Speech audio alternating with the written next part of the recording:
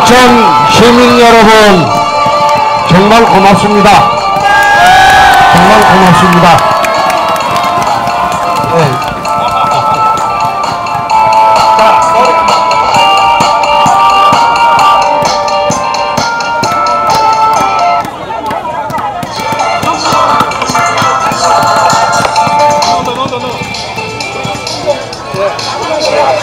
자, 제가 18살 때, 아이, 꺼라, 이제. 아이고, 그 엉터리 같은 게. 이제 꺼라! 아이, 그 방송하고 송임 안 맞아요.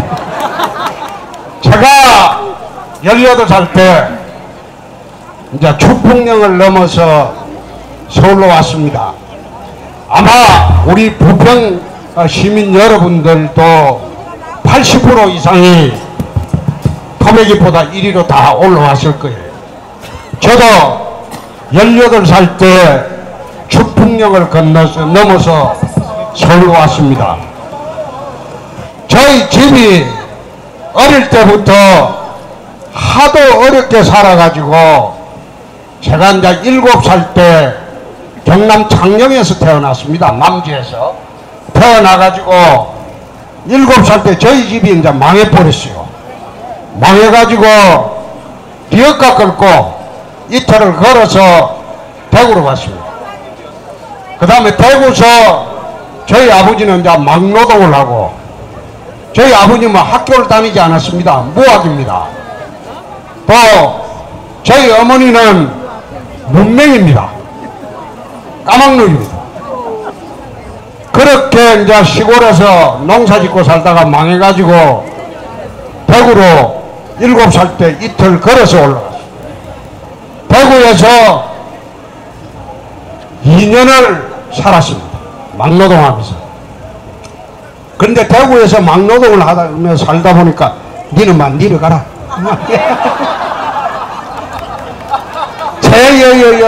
뭡니까, 깨재지 안 가고는 좀 털리니까. 이거 말끔하게 생겼잖아요. 내려. 그래서 고생하다가 이제 저희 아버지가 다시 시골로 내려갔어요. 다시 시골로 내려가가지고 창녕읍에서 또 지내다가 1년 만에 합천 산골로 들어갔어요. 낙동강 가에 600평 정도 하천부지, 어르신 중에 하천부지라고 아는 사람이 있을 거예요. 그거 빌려가지고 보리 농사만 지어가지고 우리 가족이 먹고 살았어요. 한 600평 정도. 그러니까 그때는 안동댐이 생기기 전이라서 홍수 져버리면 보리 그것도 수확을 못해요. 그렇게 하다 보니까 옛날에 장리곡이라고 있었어요. 봄에 나락이나 보리 한 가마니 얻으면 가을에 그걸 한 가마니 반을 줘야 됩니다. 그리고 굉장히 그 이율이 높죠. 장리곡이라고. 옛날에 보리곡에 저희들이 마지막 세대인데 그런 시대가 있었어요. 그래 이제 밑에 지달리면서 먹고 살다가 제가 이제 원래 의과대학을 가려고 했어요. 그래서 이과를 다녔는데 졸업할 때쯤 돼 3학년 때 우리 아버지께서 야야 등록금이 없다. 그러니까 육군사관학교 가라고. 그 육사특자를 봤어요. 합격을 했어요. 그러면 2달 있다가 이제 신금만 가면 되는데 그 시골 와서 이제 축창 만들어 가지고 토끼 잡으러 다닌다고 산으로 들로 뛰댕기다가 12월 23일 좀 71년입니다. 그때쯤 돼가지고 아버지를 덜렁 파출소에서 잡아갔어요. 동네 지소에서. 그거 왜 잡아갔냐? 비료가 없어졌는데 그 중에 800포대가 없어졌는데 그 중에 2포대가 우리 집에서 나왔다 이거. 근데 비료 창고가 우리 시골 가보면 파출소 앞에 있어요. 열쇠가 옛날에 이런 열쇠가 2개가 그 권리가 있고 훔쳐갈 수 없는 상황인데 조합장이 그래 신고해갖고 우리 아버지를 이제 파주로 잡아갔어. 내가 이틀 동안 그런 거 아니다. 동네 사람 같이 탄 사람도 있다. 그렇게 해도 순경이 안 믿어주더라고. 그래서 내 에라이 이거 군대 갈 거 아니다. 내 순경 잡으려면 경찰 잡으려면 검사를 내야 되겠다. 그래서 내 옛날에는 이과에서 문과로 못 가요. 가기가 어려워요. 국어를 갖다가 고문 현대문이 있어가지고 고문을 빵점을 무야지 되는데 내가 25일 고문 공부해갖고 고려대학교 법과대학 시험 봐가지고 나는 되리라고 생각을 안 했어요. 안 했는데 시험이 돼버렸어요. 그러니까 이제 우리 아버지가 그때부터 이제 고민이 시작되는데 입학금이 없어요. 입학금이 없어가지고 그때 입학금하고 전부 등록금이 56,000원이었어요. 그래서 이제 아버지가 이제 밖에 나와가지고 이제 빚을 내왔어요. 7만원을. 그 56,000원 등록금 주고 14,000원 들고 첫 달 하숙비만 들고 제가 친구도 없고 친척도 없고 세상에 아무것도 없는 내 서울에 처음 올라와 봤어요. 서울역에 내려가지고 참 암담하게 보낸 게 18살 때입니다. 그래서 서울에서 고학을 쭉 했어요. 했는데 대학교 이제 또 뭐 학교에서 옛날에 그 주로 하던 게 그 지하 유인물 작성해주고 뭐 나쁜 짓 많이 합니다. 그거 하다가 들켜가지고 내가 좀 중앙정보부 끌려갖고 한 8시간 맞아도 보고 그러고 학교를 또 잘렸다가 1년 있다가 다시 재입학하고 이래 됐는데 저희 집에 합천에 있던 저희 오두막살에 불이 나버렸어요.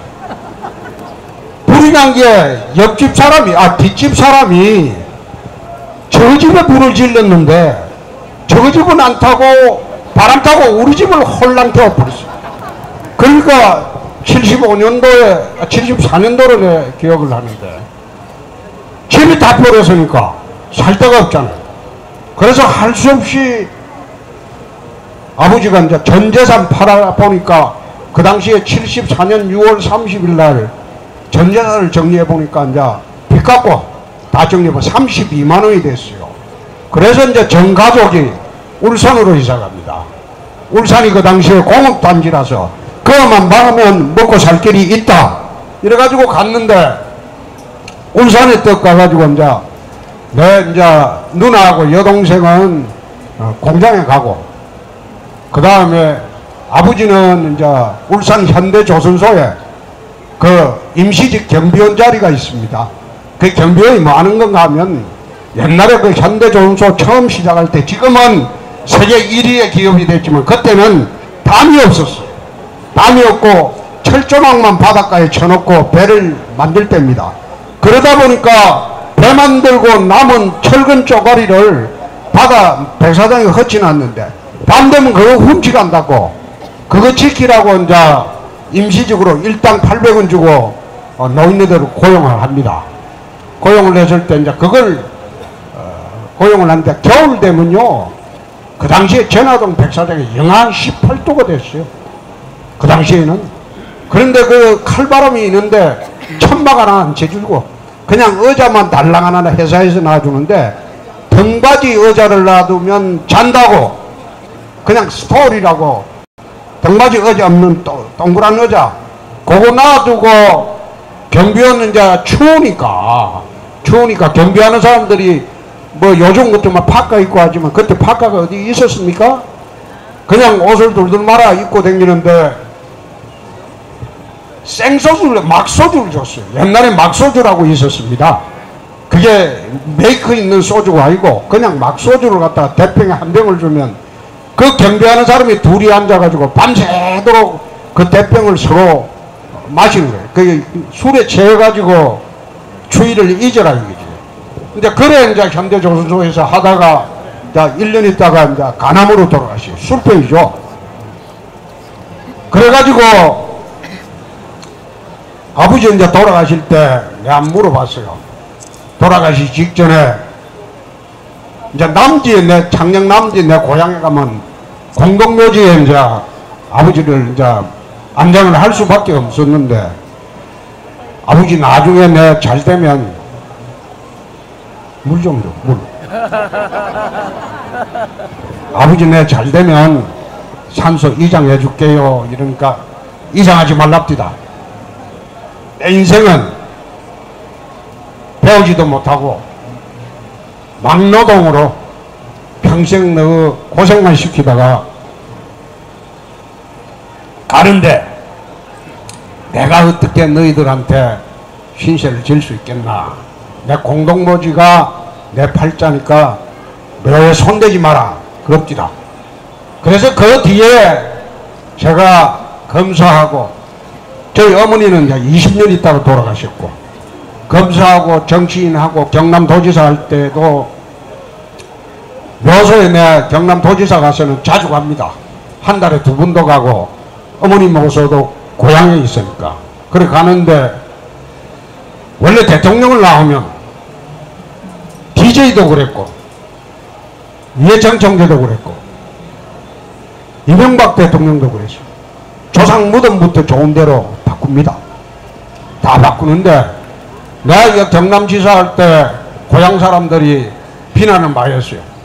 저놈은 저렇게 잘 되고도 기업이 묘소도 공동묘지 그대로 뒀다. 근데 변명은 안 했습니다. 변명은 안 했는데, 아버지가 돌아가실 때 내 팔자가 그거밖에 안 된다. 그러니까 묘소에 절대 손대지 마라. 나는 공동묘지 팔자다. 내가 그 이야기 하는 것도 없고, 내가 지금까지도 주위에서 그럽니다. 대통령 나오려고 하니까 묘소부터 옮기자. 내가 안 옮긴다. 내 아버지 팔자는 그렇지만은 내 경비원 아들이라도 대통령 될 수 있다는 거 난 보여주겠다. 내가 그 이야기했어.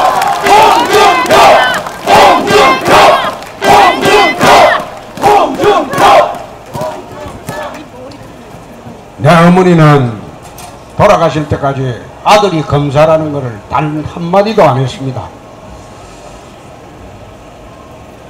왜 제가 모시려고 하면 서울에는 답답해서 있질 못하겠대요. 그래서 울산에 달새빵 얻어가지고 내 여동생 그 조카들, 그리고 우리 그 누나 아들 딸들 그 키우느라고 달새빵 하나 얻어가지고 살면서, 아들이 검사라고 하면 아들 욕 보일까 싶어서 돌아가시 직전까지 아들을 검사라고 안 했습니다. 안 하고 돌아가시면서 착하게 좀 살아라. 남이 뭐라도 그러더라도 그냥 당하고 사는 것도, 착하게 살면 이 세상에서 복 못 받더라도 저 세상에 가서는 복 받는다. 내가 그런 이야기를 내가 들었습니다. 그래서 저는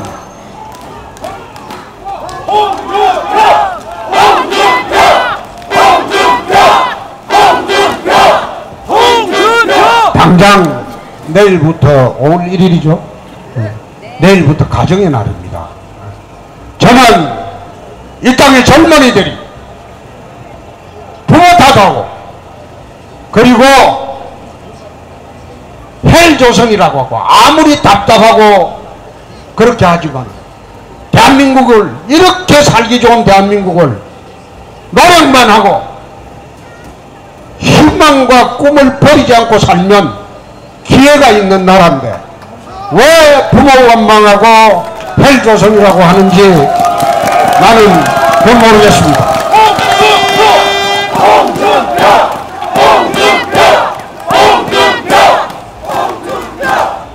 내일이 이제 내일부터 가정의 날입니다. 나는 이 땅의 젊은이들이 나 그런 이야기 합니다. 돈이 없어서 불행한 게 아니다. 꿈과 희망을 잃어버렸기 때문에 불행한 것이다. 그래서 대한민국은요 참 살기 좋은 나라입니다. 저 국회의원 돼서 세계 어디 돌아다니 봐도 대한민국처럼 이렇게 치안이 잘 돼 있고 잘 사는 나라 없습니다. 우리가 힘들게 살지만 미국에 한번 가보십시오. 흑인들 사는 거 한번 보십시오. 그 인간 같은 생활 아닙니다. 그렇게도 자기들 살고 있습니다. 빈부격차, 미국이 세계에서 가장 빈부격차가 심한 나라입니다. 그래도 미국이 굴러갑니다. 우리나라는 참 좋은 나라고, 저 북에 빨갱이들만 없으면 참 좋은 나라입니다.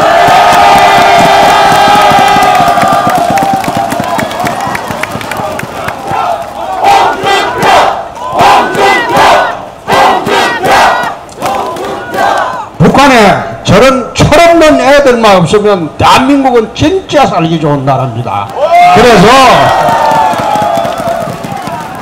제가 서민 대통령을 한번 하겠다 이렇게 하는 것도 제가 어릴 적부터 검사 되기 직전까지 쭉 살아오면서 내가 검사 사법시험 합격하는 날 이제 나도 굶지 않아도 되겠다. 적어도 변호사는 할 수 있을 테니까 이제 내 가족도 내가 안 굶겨도 되겠다. 내 마누라 저 와 있지만은 같지? 저 군산여상 졸업해가지고 이제 학교 앞에 은행에 이제 있었는데 내가 대학교 3학년 때 은행에 돈 찾으러 다니다가 이제 눈이 맞아가지고 처음에는 넉 달간 내 말을 못 붙였어요. 창구에 있는데 매일 점심 먹고 올라가면서 은행 가가지고 학교 앞에 은행이니까 200원씩 300원씩 찾아가면서 한번 쳐다보고 그 다음 돈 찾아가 이제 지는 몰랐지. 나는 넉 달간 이제 찾아다녔대. 옛날에는요 요즘 달라가지고 그 남자도 그 말을 못 꺼냈어요. 그냥 눈치만 보고 있다가 그 사법시험이 연기되는 바람에 석 달. 그래 막 친구들한테 부탁해가 덜컥 연애를 시작했는데 내가 연애 안 했으면 사법시험 일찍 됐을 거예요. 그 연애하는 바람에 4년 있다 됐잖아요. 고생하다가. 그런데 처음에 가만히 있어봐. 있나? 갔나? 아 집에 가라 앉아. 그걸 박여상이 졸업할 때 내 장인장모를 찾아갔어요. 이제 쫙 가자고. 가서 이제 부안 줄포 가가지고 큰절을 딱 하고 묻더라고. 아버지는 뭐 하시냐? 그게 아버지 돌아가셨습니다. 엄마는 뭐 하시냐? 그게 울산에서 달새빵 살면서 혼자 계십니다. 재산은 어떻게 되냐? 한 푼도 없습니다. 군대는 갔다 왔냐? 가야 됩니다. 그럼 뭐 할 거냐? 그냥 고시 볼랍니다. 그러니까 그런 자 면접 마치고 나왔어요. 나왔는데 30분 있다가 우리 집 사람이 떡 나와가지고 내가 물어봤어요. 나 2살 많습니다. 2살 많아서 나 연애할 때부터 내가 말을 놓습니다.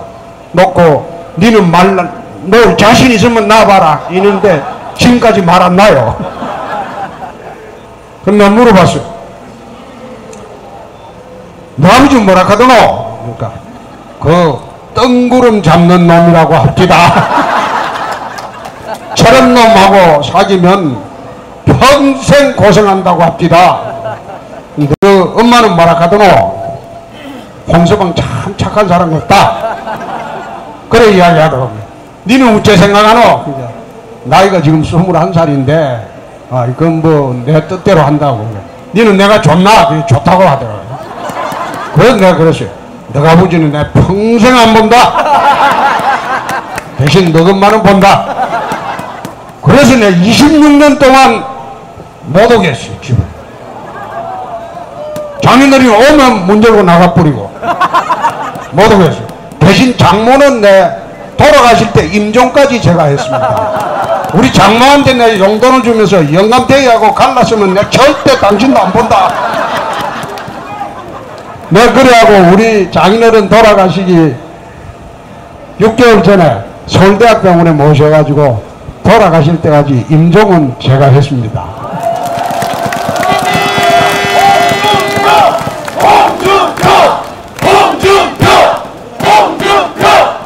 제가 왜 부평에 와서 인천에 와서 이렇게 가족사나 이런 이야기 하는가 하면, 사실 여러분 정치 이야기 재미없죠.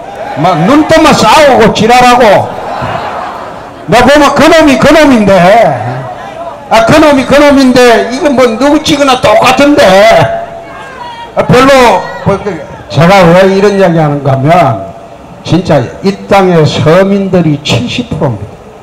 정권이 아무리 바뀌어 본들 자기들 이성만 채우지 서민들의 그 고통이나 예환이나 아픔을 몰라요. 우리 서민들의 가장 큰 바람이, 저는 우리 엄마를 기준으로 보면 내 자식 잘되기입니다. 나는 이렇게 힘들게 살고 당하게 살고 핍박을 당하고 무시당하고 이렇게 살지만은 내 자식들라도 큰소리 치고 살고 부자로 좀 살고 출세하고 살고 이렇게 살았으면 좋겠다. 이게 대한민국의 부모들의 생각입니다. 홍준표! 홍준표! 홍준표! 홍준표! 그래서 서민들이, 자식들이 잘 될 수 있는 그 희망의 사다리를 놔줘야 돼요. 지금 사회 가고 있는 거 한번 보십시오. 사법시험제도 폐지했습니다. 왜 폐지됩니까? 서민들의 자식들이 그래도 죽기 살기를 공부해서 세상을 한번 바꿔볼 수 있는 게 사법고시제도입니다. 행정고시, 사법고시, 예금고시. 예? 그게 옛날에는 개천에서 욕난다고 할 때 그런 사람을 두고 해요. 과거시험이에요. 과거시험. 과거시험이 1000년간 우리나라에 내려왔어요. 이 1000년간 내려오는 과거시험을 사법시험 폐지하고 있는 놈의 애들만 변호사, 판검사 될 수 있게 제도를 만들어버리고, 행정고시 폐지하고 경력직 있는 놈의 애들만 전부 채용할 수 있게 그래 만들어버리고, 외무고시 죽으라고 공부해가지고 없는 집에도 외교관이 될 수 있어야 되는데 외교 아카데미 만들어가지고 그 제도 폐지해가지고, 말하자면 가진 자들만 신분의 상속을 한다 이거야. 돈만 상속을 하는 것이 아니라 신분의 상속만 하는 이런 나라가 정상의 나라가 아니다 이거야. 홍준표! 대통령! 홍준표! 대통령! 제가 경남도지사를 할 때 우리 광역단체 17 중에 처음으로 서민 자녀 교육 지원 사업을 했습니다. 경상남도에 힘들게 살고 학비에 없어 공부 못하는 초, 중, 고등학교 학생들한테 내 책값도 해주고 인터넷 그 강의 듣게 해주고, 그래 초중고등학교는 그래 해줬고 4년 동안 딴 데서 예산 절약해서, 그리고 서민 자녀들 도와주고, 대학 들어갈 때는 내 170명을 선발을 했어요. 1인당 300만원씩 장학금을 줬어요. 자, 너가 진짜 대학 들어갔는데 공부 열심히 해서 들어가서 등록금 없는 애들 전부 모아갖고 내가 다 줄 수는 없고 300명만 170명만 선발해서 줬어요. 그리고 경상남도 학생들 서울로 유학 오면 먹고 잘 데가 없어요. 먹고 자려고 하니까 100만원 이상이 필요해요. 그래서 내가 강남에 내 기숙사를 지었어요. 이건 10월이 되면 기숙사가 오픈이 됩니다. 그러면 경상남도의 학생들은 올라오면 그 기숙사에서 15만원만 내고 2인 1실로 해가지고 내가 그걸 갖다가 힘들게 사는 서민 자녀들, 내가 그 사람들만 선발해서 너 들어가서 공부해라. 그리고 진짜 부모 세대와는 다르게 너희 세대에는 큰 소리치고 한번 살아보자. 그래가지고 서민 자녀 교육 지원 사업을 경상남도에서만 유일하게 내가 어려운 사람들 도와주고 가며 공부를 한번 시켜봤어요. 시켜보니까 그래 좋아합니다. 예? 그게 대한민국도 제가 대통령이 되면 정말 서민 자녀들은 내 딴 데 그 예산 아껴서라도 서민 자녀들은 공부할 수 있게 하는 환경을 내 만들어 줬으면 합니다. 홍준표 대통령! 홍준표 대통령! 가진 자의 애들, 없는 자의 애들, 교육비가 통계청에 보면 8배 차이 납니다. 이 8배가 차이 나는 교육을 받으면서 가난한 사람들 애들은, 서민들 애들이 어떻게 따라갈 수 있겠어요? 나는 대학 입학 할 때도 입학 사정관제 뭐 어째 이상한 제도 이거 내 전부 내 페이지에서 남아납니다. 왜 그런가 하면 자기가 학력조사 열심히 해서 2번 봐가지고 2번 중에 잘된 그 시험으로 들어가야지. 입학 사정관제 서민들의 아들들은요 스펙을 쌓지 못해가지고 입학 사정관제로 들어갈 수가 없어요. 그래가지고 가진 자의 애들만 대학 쉽게 가고, 나는 나 학교에서 학생부 갖고 대학 들어가는 거 그것도 반대입니다. 그렇죠? 공정하게 됩니까? 나 안 된다고 생각합니다. 그래서 이 사회를 갖다가 돈이 지배하는 사회, 부의 대물림의 사회에서 이제는 신분의 대물림의 사회까지 간다. 이게 돈 있는 사람, 가진 사람이 돈만 상속하는 게 아니라 신분까지도 상속하는 그런 시대로 가고 있다. 그래서 난 이거 대통령 되면 모조리 한번 뜯어고치고 싶습니다. 홍준표 대통령! 홍준표 대통령! 제가 참 우리가 참 어려워요. 어렵지만은 제가 대통령을 한번 해보려고 하는 것은, 저는 대통령을 안 해도 인생에 성공을 했습니다. 밑바닥에서 자라가지고 초중고등학교 다니면서 내 점심시간에 밥을 먹어본 적이 없어요. 점심시간 때 되면 내 수도가에서 물배로 채웠어. 그래 살면서도 난 삐뚤어지지 않았어. 바르게 컸습니다. 우리 아버지가 없이 살아도 그거 하나는 가르치고 살았어. 그런데 이렇게 아버지가 울산의 조선소에서 내가 경비원 할 때 밤에 한번 가서 봤어요.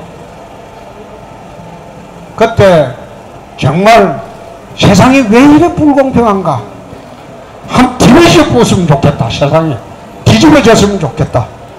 그런 생각을 내 대학 시절에는 참 많이 했습니다. 그런데 그래도 세상을 긍정적으로 보고 열심히 사니까 참 시험도 붙여주고, 그 다음에 예쁜 각시도 또 얻게 해주고 또 내 아들이 둘입니다. 뭐 처음에는 사실 연애할 때도 내가 큰 소리 쳤거든요. 아들 둘 날 때까지도 내 큰 소리 쳤거든요. 근데 둘 낳고 난 뒤부터 딱 이게 입장이 바뀌더라고. 그 다음부터 이제 어리돼 가지고 밤에 10시까지 들어오세요 이러면 우리 집에 통행금리가 10시였어요. 10시. 그러니까 9시만 되면 무조건 일어나서 집에 가야돼요. 그러다가 이제 정치 시작하고 난 뒤에 통금을 해제해 줬습니다. 가만히 보니까 뭐 밤에도 댕겨야 되고 하니까 참 여기 와서 내가 이래 이제 신병 잡담 같은 이야기를 하지만은 제가 꼭 되고 싶은 게 서민 대통령이고, 그리고 경비원의 아들도 대통령이 될 수 있는 것이 이게 대한민국 민주주의입니다. 홍준표 대통령! 홍준표 대통령! 그리고 까막눈의 아들도 대통령이 될 수 있는 거, 이게 민주주의입니다.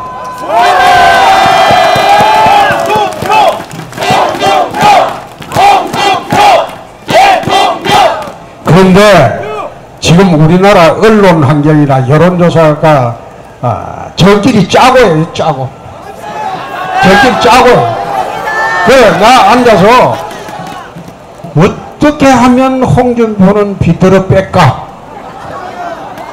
아니, 어느 여론조사 기관, 유명한 여론조사 기관인데, 그러면 여론조사 기관은 내가 출마 선언할 때 8%였는데, 얼마 전까지 계속 8%야. 이런 도둑놈 새끼들이 어딨나? 저끼리 짜고. 근데 내가 그랬거든. 이놈의 새끼, 내가 집권하면 이거 없애버린다고. 그러니까 요즘 와서 갑자기 올려줘요. 갑자기 없애버린다고. 홍준표는 한번 하거든요. 하면 내가 없애는 방법을 알아야죠. 또 종편 그거 보지 마세요. 그건 내가 만든 거예요. 내가 당대표 할 때 민주당하고 그래 싸워서 종편을 만들어 줬지만은 이놈들이 종일 편파방송만 해요. 종편은 왜 종편이냐? 종일 편파방송 한다고 종편이야, 그게. 홍준표 대통령! 홍준표 대통령! 이 종편 허가권이 정부에 갖고 있습니다. 너무 많아요. 나 그거 좀 줄였으면 해요. 내가 집권하면 지금 4개 있는데 근데 절반은 줄일 거예요. 절반. 나 보니까 만들어줘놨지만은 이게 전파 낭비야. 전파 낭비. 아무 쓰잘데기 없이 하루 종일 편파방송하고 그게 무슨 종편이야. 전파 낭비지. 나 그거 집권하면 그거 정부에 허가권이 있습니다. 인허가권에. 지금 그 공영방송도 인허가권이 있어요. 정부에서 전파 사용하는 걸 매년 승인합니다. 그래서 이런 엉터리같이 좌파한테 기울어가지고 아무나는 그런 거 좀 정리할 거예요. 홍준표 대통령! 홍준표 대통령! 홍준표 화이팅! 화이팅! 제가요 젊은 사람들이 저를 왜 싫어하냐? 제가 생각해보면 한번 생각해보세요. 내가 젊은이의 롤모델 아닙니까? 내가 부모의 덕을 입었습니까? 나 혼자 진짜 죽기 살기로 살아가지고 내가 내 힘으로 검사되고 내 힘으로 국회의원하고 내가 개파가 있습니까? 없습니다. 내 이회장 종교할 때 개파했습니까? 이명박이 할 때 개파했습니까? 그 다음에 박근혜 할 때 내 개파 있었습니까? 홍준표는 독고다이로 인생을 사는 사람입니다. 홍준표 대통령! 홍준표 대통령! 내보고 강성이라고 합니다. 내보고 강성이라고 합니다. 그런데 제가 뒤에 백이나 있고 인생을 살면서 검사 때도 그렇고 정치할 때도 그렇고 뒤에 백이나 든든히 있으면 제가 강성으로 갈 필요 없죠. 그런데 백 없이 자기 혼자 세상을 살아나가려면 강하지 않고는 세상을 살 수가 없습니다. 홍준표 대통령! 홍준표 대통령! 아니 내가 살기 위해서 나는 백도 없고 아무 세력도 없는데 강해져야 되는데 그걸 갖다가 국민들이 보고 홍준표는 강성이다. 홍준표가 강성인 데는 가진 자들, 특권 행사하는 사람들, 부패한 놈들, 권력자들 그런 사람한테는 내가 강성이죠. 홍준표 대통령! 홍준표 대통령! 그래 홍준표가 대통령이 되면 언론도 겁이 나죠. 그러니까 어떻게 해서라도 대통령 안 시키려고 온갖 지랄들을 다 해요. 그래서 나는 지금 신문이고 방송이고 안 봅니다. 나는 아침에 내가 세운 방향대로 페이스북 하나 가지고 내 대선 치르고 있습니다. 내가 뭐 저거 뭐라 하든 간에 나는 일체 관심 없습니다. 지지율 저끼리 짜고 발표해도 그건 나 관심 없습니다. 어차피 우리 자체 조사에서는 지금 양강으로 갔어요.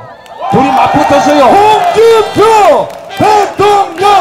홍준표 대통령! 자, 문재인 후보 월남이 패망하고 미국이 패전할 때 희열을 느꼈다고 했습니다. 그 당시에 베트공이 이겼을 때 베트공 공산주의자 아닙니까? 지금은 달라졌지만 그럼 공산주의자가 민주주의를 이겼다고 해서 희열을 느꼈다고 했어요. 자기 책에 썼어요.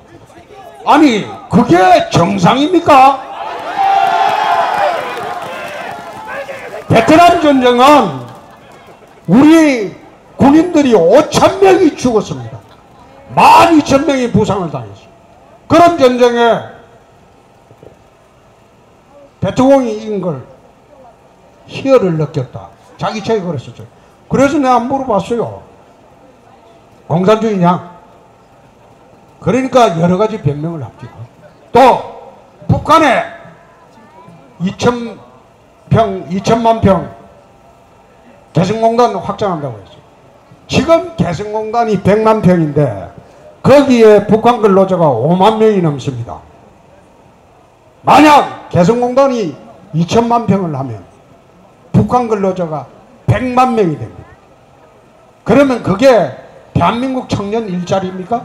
북한 청년 일자리죠. 거기다가 우리나라 기업들이 다 올라가야 돼요.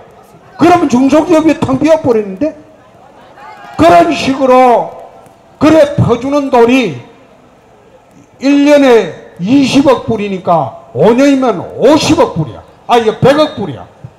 DJ 노무현 대통령이 북한에 퍼준 게 70억 불입니다. 8조 한 4천억 대요. 그런데 자기 재임 중에는 100억 불을 퍼주겠다. 그렇게 해서 그 자금이 넘어가가지고 수소폭탄이 돼서 돌아올지도 모르는데 어떻게 거짓을 하겠다는 겁니까? 홍준표 대통령! 홍준표 대통령! 자, 그럼 3번 후보 한번 봅시다. 3번 후보 그 포스터를 자세히 보면 그 합성사진. 그건 내가 물어봤어요. TV 토론할 때. 사진을 왜 합성했습니까? 이런 물으니까 디자이너가 해서 자기는 잘 모른대요. 모든 일을 전문가에게 맡기기 때문에 자기는 모른대요. 그래서 내가 목이로는 안철수가 맞는데 목 밑으로는 박지원이냐? 이래 물으니까 박지원이하고 합성한 거냐? 나 그래 안 물어봤어요. 말하자면 거기는 박지원 씨가 상황입니다. 응? 상황입니다. 그리고 오늘 또 보니까 김종인 씨 이제 다시 영입한다고 했어요. 김종인 씨. 김종인 씨는 처음에 한나라당 있다가 국민의당 갔다가 민주당 갔다가 다시 이제 국민의당으로 이제 돌아와서 공동정부 세운다고 하면서 김종인 씨를 영입했어요. 그래서 내가 그런 이야기를 했습니다. 예? 또 자기가 대통령 되면 3년만 하고 만다고 또 발표를 하고 그런데 참 딱해서 아무리 대통령 하고 싶지만은 3년짜리를 국민들이 뽑느냐. 거기다가 박지원이가 상황인데 김종인이는 태상왕입니다. 태상왕. 어떻게 태상왕 상황을 모시고 대통령 하겠다고 하느냐. 대통령이라는 건요, 이 작은 나라 대통령도 강당과 절기와 배짱과 배심이 있어야 됩니다. 홍준표 대통령! 홍준표 대통령! 대통령이 오락가락하고 왔다 갔다 하고 그 한번 보세요. 나 지난번에 보니까 사드 배치 한다 안 한다 샀고 촛불에 나갔다 안 나갔다 뭐 저 그래 샀고 하도 그래서 나 참 딱하다. 그리고 그 안철수 후보하고 문재인 후보하고 둘이 토론하는 거 한참 보다가 아이고 또 초등학교 반장 선거 하는 것 같다. 이게 무슨 대통령 선거냐. 이 나라 대통령이라는 거는 그 수치 몰라도 됩니다. 경제적인 수치 그거 몰라도 돼요. 기본적인 방향. 자, 내가 대통령이 됐으니까 경제는 서민 위주로 경제정책을 짜라. 그럼 밑에 애들이 다 아는 거예요. 응? 그리고 북한의 김정은이는 너 임마 까먹지 마 임마. 그리고 확 제압하면 되는 거고. 거기에 무슨 이유가 있어요. 대통령이라는 건 나라의 방향, 통치 철학만 튼튼하면 그 다음은 밑에 전문가들이 하는 겁니다.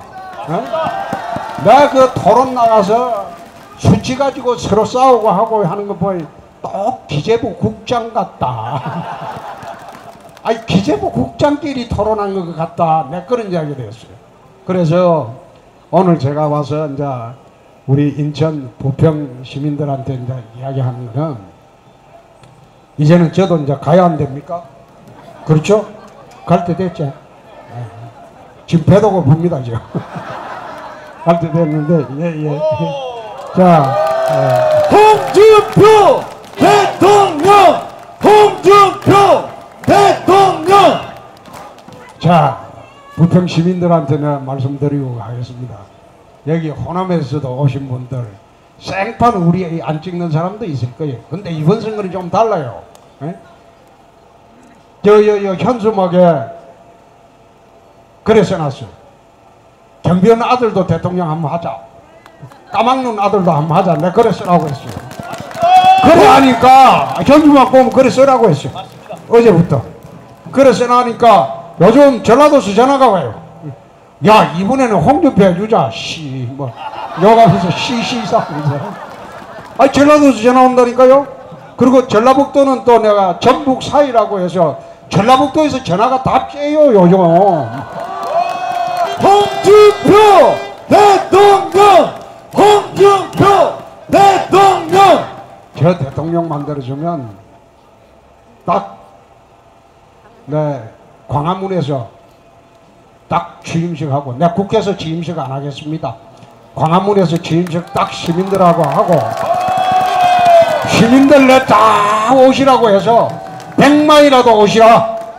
시민들 앞에 내 광화문에서 취임식 하고 차 안 타고 내 걸어서 청와대에 내 들어가겠습니다. 홍준표 대통령! 홍준표 대통령! 그리고 사흘 안에 내각 발표 다 하고 그 다음에 한 달 안에 국회 인사청문회 다 마치겠습니다. 인사청문회를 마치려면 장관하고 이런 사람들은 국회의원을 동원할 수밖에 없어요. 초대는 국회의원들이 보면 인사청문회를 국회의원들이 떨어지는 데는 하나도 없어요. 왜냐면 국회 보내나면 저끼리는 짝짝꿍 해가지고 하는 척하고 다 맞아요. 그러나 외부에서 교수나 우째 잘못 읽고 오면 그걸 국회의원 놈들이 물을 뜯어요. 물을 뜯어가지고 그 탈락을 시키고 해서 내 마음은 잘 안 내키지만 이번에는 초대 내각은 전부 국회의원들로 내 채워가지고 한 달 내 인사청문회 다 통과하고 그리고 트럼프 대통령과 한미 정상회담을 동해안의 칼빈슨호 함대 위에서 하겠습니다. 홍준표 대통령! 홍준표 대통령! 그렇게 해서 북핵을 바로 잠재우고 지금 트럼프 대통령이 사드 10억 달러 내라 한미 FTA 바꾸자 그거는 좌파 정부가 들어올 때 그렇게 하겠다는 겁니다. 좌파 정부가 들어올 때 돈도 내고 그냥 한국을 버리겠다는 거예요. 한미동맹도 깰 수 있다는 거예요. 아니 좌파 정부 들어가 북한에 퍼주고 중국하고 붙어가지고 미국에 대항하면 미국이 뭐 하려고 한국을 군사동맹하면서 보호를 하겠습니까? 안 되죠. 그래서 제가 되면 바로 한미 정상회담을 칼빈슨 호에 해서 이게 또 한미 FTA하고 이게 해결하는 방법이 간단한 방법이 있어요. 왜 그러냐면 한미 FTA 하고 난 뒤에 250억 달러가 우리가 흑자예요. 근데 미국에서 그 꼴을 못 보는 거지. 그런데 우리가 1년에 뭡니까 에너지 수입이 1000억 달러입니다. 우리가 1년에 에너지 수입하는 게 중동에서 가스를 수입을 해요. 휘발유하고 빼고도. 그러면 미국에 세일가스라고 새로 나온 게 있습니다. 조개에서 이래 뽑아내는 세일가스가 있는데 그걸 미국이 넘쳐나는데 수출을 지금 할 길이 별로 없어요. 그걸 중동에서 오는 걸 대신 수입해주면 한미 FTA이고 사드고 한 방에 그건 딱 날아가는 겁니다. 홍준표 대통령! 홍준표 대통령! 그 방법을 자들은 몰라요. 1번, 3번 뭐 아야들 아무도 몰라요. 그래도 여 나온 후보 다 보십시오. 홍준표가 국회의원 4번 하면서 상임위에 10군데 다니면서 대한민국 국정을 다 섭렵을 했어요. 원내대표, 당대표 하면서 대한민국을 다 봤어요. 또 경남지사 2분 하면서 경남의 빚을 1조 4천억 빚을 내 땅 한 평 안 팔고 내부 개혁만으로 깔끔거리 다 갚았어요. 빚이 없어요. 경상남도는 빚이 없어요. 그런데 빚 다 갚았죠. 내 살림 다 해봤어요. 근데 그 국정을 내가 바로 볼 수 있으니까 보궐선거 들어가면 내가 바로 볼 수 있어요. 또 아이씨 가야 되는데 홍준표가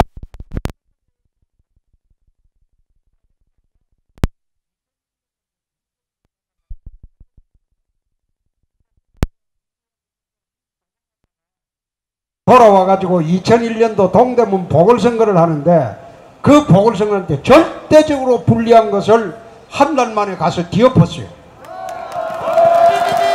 그 다음에 2012년도 12월에 경남지사 보궐선거 할 때 내가 52년 만에 고향을 내려갔습니다. 7살 때 나오고 내려가서 경남 사람들 설득해갖고 절대적으로 불리한 상황에서 보궐선거 내가 한 달 만에 뒤집었어요. 이번에 이제 대통령 선거가 보궐선거입니다.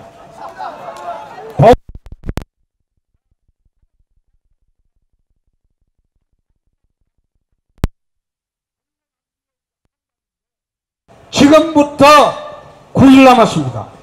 지금은 이제 문하고 내하고 양자구도가 됐어요. 됐는데 그 뭐 안철수는 쭉 이제 집에 갔고 됐는데 내 9일 만에 역전합니다. 홍준표 대통령! 홍준표 대통령!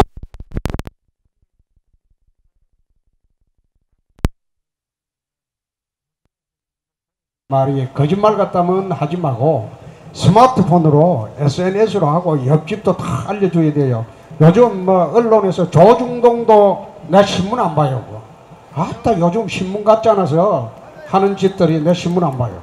안 보는데 자꾸 알려줘야 돼. 우리가 지금 언론에서 우리가 벌써 역전했는데 엉뚱한 소리 해갖고 뭐 이상한 여론조사 그 조작한 거 지금 더미리 샀고 내가 이래서 하도 우리 자체조사 하는 게 있습니다. 그 자체조사가 정확하게 보궐선거를 지난 4월 10일 날 마친 게 우리 자체조사입니다. 지난번에 보궐선거를 할 때 내 경기도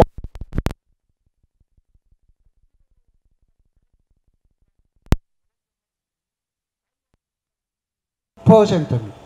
민주당 지지율 46%입니다. 그런데 경기도 보궐선거 4군데 했어요. 3군데가 우리 압승하고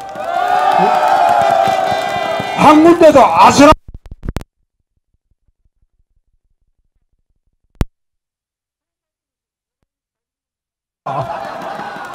어떻게 여론조사를 그래 하냐. 9% 정당이 45% 정당을 이겼다는 게 그게 말이 되냐. 그것도 4군데 중에 3군데를 이겼어요. 기초단체장 하나, 광역의원 둘인데 기초의원 선거는 여론조사하고 다를 수 있어요. 동네 선거지만 광역의원 선거가 되면 여론조사대로 갑니다. 그런데 그런 택도 없는 여론조사를 내놓고 발표되기 전에는 4월 12일 그것이 대선 분양제다, 수도권 분양제다 이래 언론에서 대대적으로 써놨어요. 우리가 압도적으로 이기니까 그날 그 기사가 싹 사라져버려. 이런 도둑놈 새끼들이 아니 그러면 대선 분양제가 달라졌다 이렇게 써줘야 되잖아. 안 써주더라고.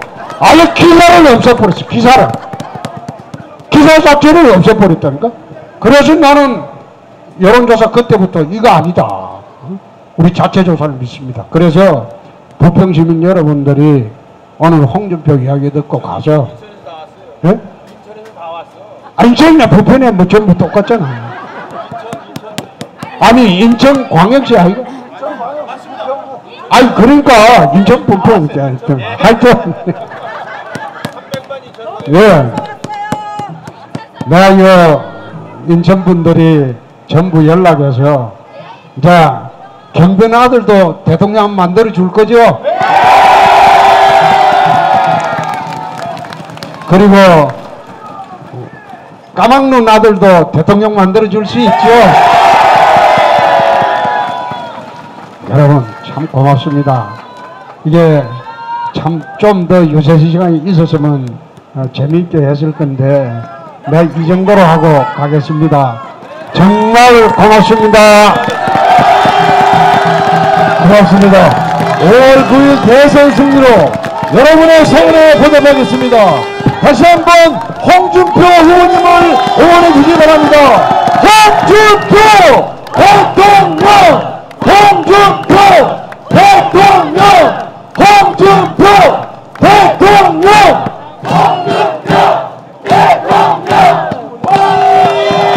우리의 뜨거운 마음을 모아서 힘차게 홍준표 의원을 응원하겠습니다.